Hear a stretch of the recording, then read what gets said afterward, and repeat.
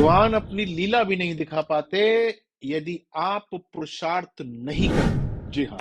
देखिए, एक कथन है कि भगवान राम ने पूरी वानर सेना के साथ समुद्र पार किया।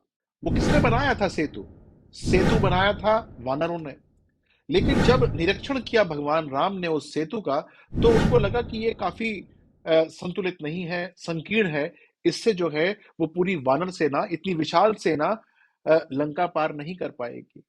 तो उन्होंने क्या किया? सबसे पहले स्वयं जो है उस पे कदम रखा।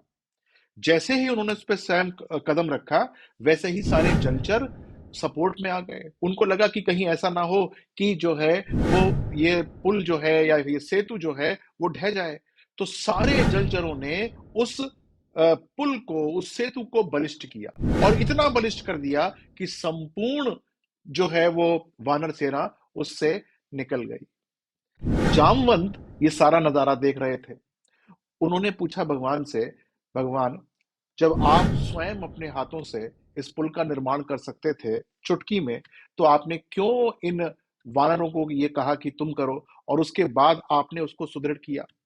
तो भगवान राम, जो कि साक्षात विष्णु भगवान थे, उनका उत्तर यही था कि मेरी लीला जो है वो तभी हो पाती जब किसी ने कुछ पुरुषार्थ किया होता।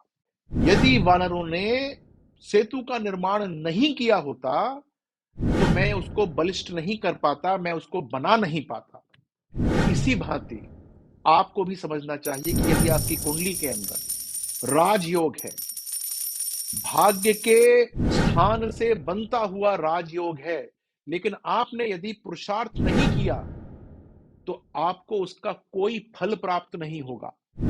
आप जो है उससे वो लाभ नहीं ले पाएंगे जो कुंडली के अंदर दिखाई दे रहा है, जो आपको लगता है कि ये मिल जाएगा।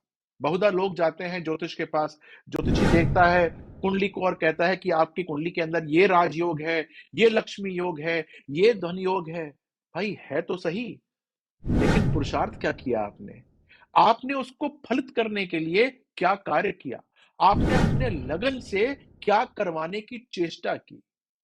आपको यदि ईश्वर की कृपा प्राप्त करनी है, उनका आपको सहयोग चाहिए, अपने भाग्य को सुदृढ़ करना है, तो आपको स्वयं करना होगा पुरुषार्थ। देखिए, होता यह है कि संगठन में जो है वो बहुत शक्ति होती है।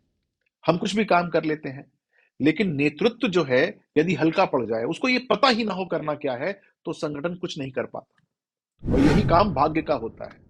भाग्य के पास असीम शक्ति होती है, लेकिन यदि उसको ये पता ही ना हो कि कुंडली के अंदर एक्ट कैसे करना है, उसको क्या कार्य करना है कुंडली के अंदर, तो वो भाग्य जो है योग बना का बना रह जाता है, फल नहीं देता है। मेरे पास बहुत लोग आते हैं, अलग अलग एज ग्रुप के आते हैं। उनकी आयु की अवस्था अलग अलग होती है। कोई 50 साल का होता है, कोई 70 साल का होता है, कोई 80 साल का होता है, जिसकी कुंडली के अंदर भाग्य का योग तो है, लेकिन वो फलित ही नहीं हुआ, क्योंकि उसने कोई पुरुषार्थ नहीं किया।